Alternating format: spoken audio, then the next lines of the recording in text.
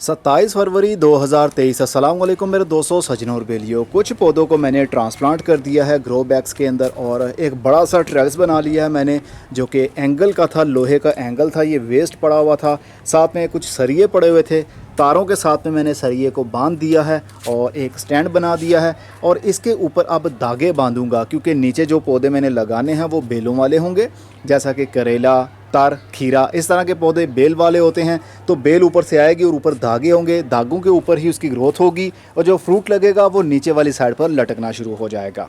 तो फ़िलहाल के लिए जो मैंने ट्रांसप्लांट किए हैं उसमें खीरे के पौधे हैं। खीरे के काफ़ी सारे पौधे मैंने एक ही ग्रो बैग के अंदर डाल दिए हैं। इस ग्रो बैग का साइज़ है 24 इंच बाई 11 इंच, मतलब 24 इंच ऊपर से इसका कड़ा है, 2 फुट का, और गहराई 11 इंच है। मान लीजिए तकरीबन 1 फुट बनती है गहराई। और इसके अलावा भिंडी के बहुत सारे पौधे मैंने लगा दिए हैं, ट्रांसप्लांट कर दिए। ये कल ही मैंने किया है, मतलब 26 तारीख को मैंने इसको ट्रांसप्लांट किया है मिट्टी के अंदर, और अब ये अपने पाँव पर खड़े हो चुके हैं। क्योंकि ये बहुत ज़्यादा जगह है, इन पौधों के हिसाब से समझ लीजिए ये ज़मीन का काम ही करेंगे ग्रो बैग्स, क्योंकि बहुत सारी मिट्टी इनके अंदर आ चुकी है। और एंड वाले ग्रो बैग के अंदर मैंने टिंडा चपनी के पौधों को ट्रांसप्लांट किया है।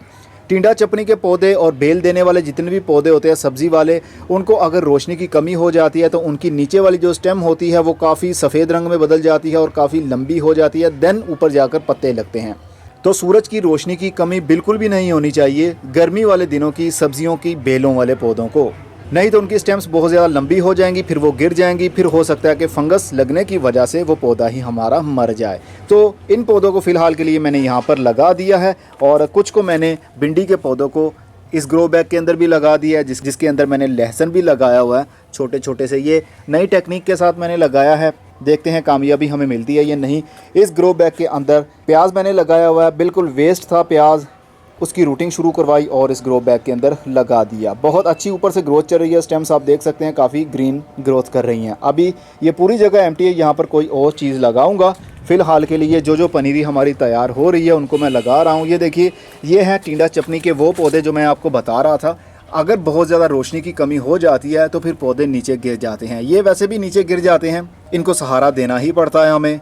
अगर पौधे के साथ पौधा लगा हुआ फिर तो कोई प्रॉब्लम नहीं होती है, लेकिन थोड़े थोड़े फासले पर पौधे लगे हों तो वो गिर जाते हैं नीचे। और ये मेरी लेफ़्ट साइड पर ग्रोथ कर रहे हैं, क्योंकि यहाँ से सूरज की ब्राइट लाइट आती है, पीछे इसके शॉपर है और दीवार है, इसलिए उस साइड पर ग्रोथ नहीं करता पौधा। पौधा हमेशा उसी डायरेक्शन में बढ़ेगा जहाँ से उसको सूरज की ब्राइट लाइट मिल रही होगी, उसी तरफ उसका झुकाव होगा। बैंगन के पौधे भी लगे हुए हैं और बैंगन के पौधों की ग्रोथ भी लेफ़्ट साइड पर ही हो रही है, क्योंकि यहाँ से सूरज की रोशनी आती है, पीछे से नहीं आती। तो ये भी अभी ट्रांसप्लांट करने हैं, बड़े हो जाएं उसके बाद ही करेंगे। और करेला के पौधे भी करने हैं। करेले का एक ही बीज अभी तक हमारा जर्मिनेट होने के बाद में थोड़ा बड़ा हो गया है, बाकी किसी भी सेल के अंदर अभी जर्मिनेशन शुरू नहीं हुई है, वो भी शुरू हो जाएगी। पम्पकिन का हमारा कोई भी बीज अभी तक नहीं उगा है, जब उगेगा उसको भी ट्रांसप्लांट करेंगे। तरबूज के कुछ पौधे हमारे बन रहे हैं और आहिस्ता आहिस्ता से अब बीज उग भी रहे हैं। ककड़ी के पौधे भी अब कुछ बीज पहले जर्मिनेट हो गए और कुछ अभी भी जर्मिनेट हो रहे हैं, और आहिस्ता आहिस्ता से और भी काफ़ी पौधे जर्मिनेट होंगे, सीड्स जर्मिनेट होंगे।